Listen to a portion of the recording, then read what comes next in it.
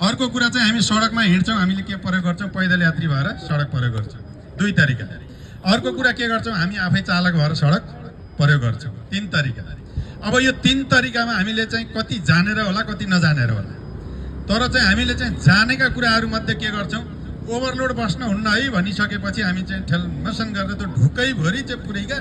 त्यो निचार र कागती भयो, निचार र चाहिँ पुरै सिद्धिसक्दो भने जस्तै त्यो निर्जीव वस्तु भएर होला, त्यो निचार नि भने सकिने गरी त्यति चाहिँ पोको परेर बस्छौँ। विशेष गरी गाउँतिर चल्ने चाहिँ बोलेरो जिपको अवस्था, त्यो बसमा त माथि डन्ने एक दुईजना चाहिँ हुनु त बिग्रेर, त्यो बोलेरोमा चाहिँ त्यो बोलेरोको रूप रङ्गै देखिँदैन, त्यति हो। अब चाहिँ त्यो नगइएन अर्को गाडी जान्न हिँड्नुपर्छ, बाँचे पो त हिँडेर पुगेला, हिँडेर गयो त बाँचेर पुगेला नि, त्यसरी जाँदाखेरि पुगिन्छ भन्ने ग्यारेन्टी छ। ओभरलोड कहिल्यै नबस्ने एउटा कुरा, अर्का चलाएको गाडीको कुरा गर्दैछु। यो हाम्रै लापरवाही हो, सधैँ केही हुन्न भन्ने छैन। अघि नै मैले भनिसकेँ, वान मिस्टेक गेम फिनिस, भएपछि सक्यो, केही पछुताएर देउता भगवान् पुकारेर अब म चाहिँ ओभरलोड बस्दिनँ भनेर पछुताएर केही हुने होला छैन। त्यो भएको हुनाले ओभरलोड बस्ने चाहिँ बानीलाई चाहिँ सुधार्नु पर्यो, ओभरलोड हुने गरी चाहिँ चढ्नु भएन। अनि हामीले चाहिँ अहिले त टिकटकको अलिकति चाहिँ कम, टिकटक प्रयोगकर्ताहरूको कम हुन लाग्छ, पहिला थियो त्यति बेला अरूले भन्दा एक्स्ट्रा गर्ने के, ड्राइभरले पनि एउटा हातले चलाउने, आधी जान आधी ढाड बाहिर निकालेर खिच्ने, एक्स्ट्रा भाइरल भन्छु भनेर लाइक कमेन्ट बढी आउला भनेर। अनि प्यासेन्जर पनि चाहिँ पुरा त्यो झ्यालबाट बाहिर निक्लेर चाहिँ त्यो बच्चा होस् जे होस् गर्ने, छतमा जाने छतबाट एउटा खुट्टो उचालेर चाहिँ गाडी सवार छ गर्न खोज्ने, यस्ता यस्ता के भन्ने अब यसलाई चाहिँ है, यस्तो क्रियाकलाप सवार गाडीमा कुनै पनि आफ्ना अङ्गहरू बाहिर निकाल्ने होइन, गर्ने पनि होइन। अनि अर्को कुरो त्यहीँ छ, हामीले कहिल्यै पनि चाहिँ गर्दाखेरि चालकका आडामा हामी चालकसँग गफ गर्ने होइन, वार्तालापले पनि ध्यान कता जान्छ, चालकको यतातिर आउँछ। त्यो भएको हुनाले हामी कहिल्यै पनि, हामी सचेत नागरिक भएको हुनाले हामी सचेत यात्रु भएर चढ्नुपर्छ। जहिले पनि चालकलाई हामीले ध्यान डिभोट गर्ने गरी वार्तालापमा, चालकको छुट्टै सिटमा त्यो सवार गाडी भइन्जेल उसँग गफ नगर्ने, ध्यान डाइभर्ट नगर्ने। उसलाई चाहिँ चालकले अनेक क्रियाकलाप गर्न सक्छ, कहीँ गएर खाजा खाने ठाउँमा रक्सी खान सक्छ कि के गर्न सक्छ कि त्यो क्रियाकलाप हेर्ने, मापसी गर्न सक्छ कि ध्यान दिने। चालक चतुर चालक भएर जहिले पनि चालक भएर हामी चाहिँ उ गरिसकेपछि जहिले पनि हामीले चाहिँ एकदम ठुलो ब्लन्डर मिस्टेक गर्छौँ भने हामी कुन गाडी चढ्दैछौँ भने नम्बर पनि हेर्दैनौँ क्या। ठुलो कुरा चाहिँ गाडी नम्बर प्लेट चाहिँ थाहा पाएर चढ्ने। पहिला चाहिँ गाडी नम्बर हेर्ने, टिकट सधैँभरि हामीसँग टिकट हुन्छ भन्ने छैन, कहिले टिकट काउन्टरबाट चलिहाल्ला, कहिले विचार चल्यो। त्यो नम्बर प्लेट भयो भने भोलि सामान छुट्ला अथवा केही चाहिँ अन्य क्रियाकलाप गर्ला, अथवा चाहिँ भोलि केही कुरो थाहा दिनु पर्ला, म यो गाडी आउँदैछु अथवा बच्चाहरू पठाइएला के होला, हरेक कुराहरू फरक पर्छ। अनि गाडी नम्बर चोरी होला चाहिँ त्यहीँबाट, कसैले चाहिँ त्यहाँबाट आफूबाट धरपकड गर्ला, त्यो भएको हुनाले गाडी नम्बर टेप गाडीको सम्पूर्ण विवरण सहितको उ गरेर चढ्ने गाडीमा। अनि सम्पूर्ण कुरा ध्यान दिइसकेपछि व्यवहार राम्रो गर्ने, चालकले मात्र व्यवहार राम्रो गरौँ भन्ने होइन, सबभन्दा आचरण र व्यवहार ठुलो कुरा अहिले। मान्छेको कति बेला मर्ने हो थाहा छैन, लाने त एउटै मात्र हो, आचरण र व्यवहार फलानु राम्रो थियो यही होइन र सबैले जानेको। कोही बस्ने लेखनाथ, कोही बस्ने पोखरा, कोही बस्ने गाउँ, कोही बस्ने ठाउँ, जहाँ बस्ने पनि आफ्नो आफ्नो इज्जत र सम्मान छ। धनी र गरिब, ठुलो र सानो कोही छैन, केही छैन, मात्र छ इमान र जमान इज्जत, त्यही होइन, त्यति लाने हो। त्यो चाहिँ के पनि छैन, सबभन्दा यात्रु भएर पनि राम्रो व्यवहार गर्दा हुन्छ, ओहो गुरुज्यू भन्दा हुन्छ, भाइ दाइ के भन्ने हो होइन, त्यो त चालक सहचालकहरूलाई उनीहरूले पनि चाहिँ राम्रो व्यवहार, उनीहरूलाई पनि हामी ठाउँ ठाउँमा चाहिँ चालक प्रशिक्षण, सहचालक प्रशिक्षण भनेर गरिराखेका हुन्छौँ। त्यस्तो खालको चाहिँ भयो भने मितव्ययी भावना हुन्छ, चालकलाई तनाव हुँदैन। यदि चालक दलको सदस्यहरू र यात्रुबिच तनाव भएन भने ध्यान डाइभर्ट हुँदैन, ध्यान डाइभर्ट नभएपछि एक्सिडेन्ट हुँदैन। यी कुराहरू धेरै ध्यान दिनुपर्छ। खुसी भएपछि उसले खुसीले गाडी चलाउँछ अनि आफू पनि खुसीले यात्रा गर्न पाइन्छ। यो त रह्यो हामीले अर्कोले चलाएको गाडी चल्दाको अवस्था, यस्ता धेरै छन्, तर चाहिँ समय अभाव पनि होला, म तपाईँहरूलाई चाहिँ त्यही भएर पाबन्दीमै भन्दै जान्छु। अब रह्यो हामी बाटोमा हिँड्दैछौँ है, बाटोमा हिँड्दै गर्दाखेरि जहिले पनि हामीले अहिलेसम्म माझा होइन, हामीलाई केही एउटा खालको चाहिँ के अन्त आउँछ भने माझा हिँड्यो भने कसो होला भने उत्सुकता कि कसो होला भन्ने नि हुन्छ। हिँड्नलाई त हामी जहिले पनि शरीरमा फुटपाथ भएको ठाउँमा फुटपाथबाट एकदम क्लियर चाहिँ फुटपाथ, एकदम फुटपाथ फेरि त्यस्तो फुटपाथको चाहिँ हो कि यो फुटपाथ होइन, फुटपाथको मापदण्ड भएको, रेलिङ सहितको, बार छेउ भएको एकदम त्यो मापदण्ड सहितको फुटपाथमा दाहिने बायाँ जताडा हिँड्दा नि भयो। तर फुटपाथ नभएको ठाउँमा कहाँबाट हिँड्नु पर्यो, हामी जहिले पनि सडकको दाहिने किनाराबाट हिँड्नुपर्छ। हाम्रो हिँडाइ प्रचलन के छ भने जहिले नै बायाँबाट हिँड्छ है।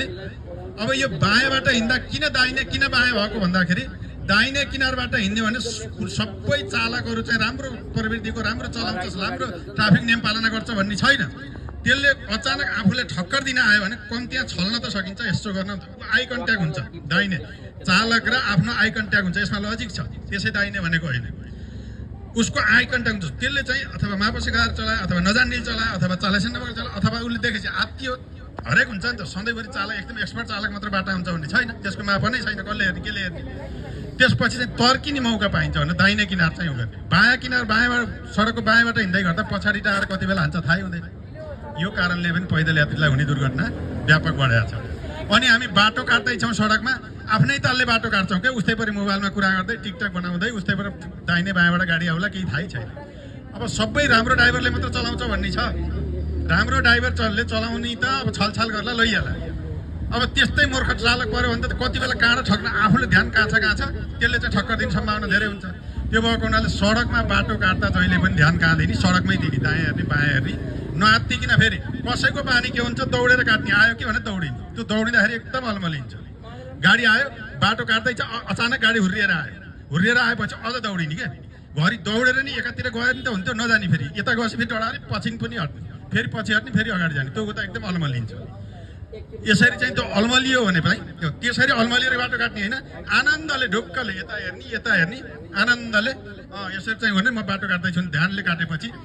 गाडी तर्काउन पाउँछ उ गर्न सक्छ यी कुराहरू बच्चाहरूलाई वृद्ध आमा बुवाहरूलाई आफूले पनि चिया खाँदा कहीँ गर्दा सेयर गर्ने कुराहरू सानो अघि नै मैले फेरि दोहोऱ्याएर भन्दैछु तेह्राएर वान मिस्टेक गेम फिनिस सक्यो त्यो कारणले पनि दुर्घटना धेरै भएको छ बाटो काट्दा ध्यान दिनुपर्ने कुरा अब अर्को छ तपाईँको हामीले यो जेब्रा क्रसिङ किन चाहियो यसको के अर्थ छ यो आकाशे पुल किन चाहियो यसको के अर्थ छ उक्लिँदाखेरि पुरा घुँडा दुख्छ चाहिँ उ गर्छ ओर्लिँदाखेरि कति आनन्द बरु फुत्त गएपछि त्यहाँ उक्लिन्छ त उहाँ कहाँ पुगिन्छ भन्ने त्यो होइन जहाँ जेको लागि बनाइएको छ त्यसको कानुनी प्रावधान पनि छ फेरि हामीले त्यहीँ आकाशे पुल छ त्यहीँ जेब्रा क्रसिङ छ तर यहाँ चाहिँ बाटो काटेर चाहिँ दुर्घटना भएको छ भने कानुन अनुसार पाइने जे क्षतिपूर्ति हो उसलाई हुनपर्ने त्यो चालकलाई चाहिँ त्यो दुर्घटना गराए बापत हुनपर्ने कानुनी कसुरको सजाय जे हो त्यो चाहिँ उसमा नि कमी हुन्छ यता पनि हामीले पाउने चाहिँ हुन्छ यसमा किनभने हामीले जानी पैदल यात्रीको पनि लापरवाही देखिन्छ त्यहीँ जेब्रा क्रसिङ छ उसको पालना गरे होइन त्यही भएर कानुन सम्मत पनि एकदम ठिक छैन जहाँ जेब्रा क्रसिङ छ त्यहीँबाट बाटो काट्ने ध्यान दिएर काट्ने जहाँ चाहिँ आकाशे पुल छ त्यहाँ दिएर काट्ने मैले अब यो दुईवटा अध्याय सिद्धाएँ अब बाटो हिँड्दाखेरि प्रयोग गर्ने कुराहरू पनि मैले सिद्धाएँ अब रह्यो एकदम चुरो कुरा हामीले बाटोमा गाडी चलाउँछौँ है दुर्घटनाको कुरा 3 क्याटेगोरी बनाएको अब हामीले चलाउँदाखेरि के ध्यान दिनुपर्ने यहाँनिर छ चुरो कुरा सबभन्दा चाहिँ दुर्घटना मध्येको चाहिँ सवारी साधनमा सबभन्दा धेरै अहिलेसम्मको डाटागत रूपमा चाहिँ एक्सिडेन्ट भएको 47% स्कुटर र मोटरसाइकल है सुन्नु सवारी साधनको हिसाबले कति थरी सवारी साधन छन् 47% हिस्सा स्कुटर र मोटरसाइकलले ओगटेको छ दुर्घटनाको उसमा अब यो किन भएको छ भन्दाखेरि सबभन्दा चाहिँ ओभर स्पिड चलाउने सबभन्दा चाहिँ मापसे गरेर चलाउने सबभन्दा जथाभावी ओभरटेक गर्ने ब्रेकिङ डिस्टेन्स कायम नगर्ने एक गाडी र अर्को गाडीको बिचको दूरी कायम नगर्ने अनि लापरवाही चलाउने जिगज्याग चलाउने हेलमेट नलाइ चलाउने 3 जना चढ्ने यस्ता लापरवाहीको भित्र पर्छन् यी खालका चाहिँ क्रियाकलापहरू धेरै हुन्छ यो चाहिँ बानी पार्ने हो यी चालकहरूलाई मैले कसरी बानी पारियो भन्न चाहन्छु भने जसरी हामीले बिहानमा उठेपछि कोलगेट गरिन्छ होइन आफ्ना नित्यकर्महरू गरिन्छ त्यसको लागि हामीलाई कसैले भन्नुपर्छ पर्दैन त्यस्तै जस्तो मैले अब बाइक चढेँ मैले अब स्कुटी चढेँ अब यहाँ स्पिड त जान्छ नि त्यसको कुनै बाइकको 120 सम्म हुन्छ कुनैको 80 सम्म हुन्छ कुनैको कति हुन्छ जति छ त्यति बटाएर हुन्छ कुनै स्कुटीको चाहिँ कति हुन्छ स्कुटीको चाहिँ स्पिड भनेको बजार एरियामा 25 देखि 30 जम्मा बानी पार्ने 25 देखि 30 बाइकको स्पिड भनेको 35 देखि 40 जम्मा यही बुझ्ने हो है 35 देखि 40 भन्दा बजार एरियामा भिडभाड बजार एरिया भने केलाई भन्छ जस्तो बजार एरिया भिडभाड हुने एरिया स्कुल एरिया जम्मै चाहिँ जहाँ छ त्यो त्यति चाहिँ गर्ने बानी पार्ने हो म अब यहाँभन्दा गर्दिनँ भन्ने हो अब खाली छ भने पनि अलिकति चाँडो नै पुग्नु पर्ला 50-55 साल लाँदा खाली भनेको जस्तो बाटै खाली भइसक्यो अब बजार एरिया कटो अब जस्तो चाहिँ तराईको जस्तो बाटो जस्तो हाम्रो कोत्रे तरेपछि अलिकति बस्ती छैन उताबाट फेरि टर्निङ आएपछि फेरि सोलो गर्नुपर्छ टर्निङ आएपछि 150 मिटर वरैबाट सोलो गर्नुपर्छ फेरि है त टर्निङमा झ्याप्प चाहिँ हुँदाखेरि लेन अर्काको पर्न जान्छ स्पेस पुग्दैन त्यो भएको हुनाले बजार एरिया खाली छ भने 45-50 सम्म बाइक लान मिल्छ खाली छ भने 35 देखि 40 सम्म स्कुटी लान मिल्छ स्कुटी चाहिँ 40 भन्दा माथि 45-50-55 ल भने यो जति बेला नि केही हुन्न भन्ने कुरा होइन बताउने भन्ने थाहा छैन हल्का बसी जान्छ त्यो कन्ट्रोल गर्न स्कुटीको दुवै ब्रेक लाएर कन्ट्रोल गर्न गाह्रो हुन्छ जता आएको त्यतै फर्किन्छ जता आएको त्यतै फर्किँदा एक त आफैलाई नोक्सान भयो स्पिड कन्ट्रोल गरेर यता र उता हान्दाखेरि कि गाडी ठोकिएला कि मान्छे ठोकिएला आफैलाई चाहिँ अनकन्ट्रोल हुन्छ त्यो भएर स्पिड लिमिट त्यसरी गर्न सकिन्छ स्कुटी छ भने 25-30 बजार एरियामा बाइक छ भने 35 देखि 40 बजार एरिया मतलब जहाँसुकै बस्ती एरिया भिड भएको एरियामा बाइक छ भने चाहिँ 45-50 खुल्ला एरियामा, स्कुटी छ भने 30 देखि 35 खुल्ला एरियामा, यति चाहिँ कन्ट्रोल गरिदियो भने चाहिँ हुन्छ। अन्य गाडीहरूको हकमा त्यही अनुसार स्पिड कन्ट्रोल हुन्छ। र अन्य कुराहरू त अब बुझी गर्ने कुराहरू त छँदैछन्। 3 जना बस्नु हुँदैन भन्ने नबस्दियो नि, हेलमेट लाउनु पर्छ या लाउनु भन्दा ट्राफिकलाई किन न्यु भन्नु पर्ने, मलाई के हो र भन्ने अब यी शब्दहरू नभनौँ होइन, उल्टो खप्की खान पर्ने, आरोप खान पर्ने, सुरक्षा उहाँहरूकै हो। त्यस्ता खालका चाहिँ किन चाहिँ जोरी भन्नु पर्यो, किन गर्न पर्यो। अब उसलाई अति भएर बाध्य भएर चिटै काट्ने अवस्था किन ल्याउनु पर्ने,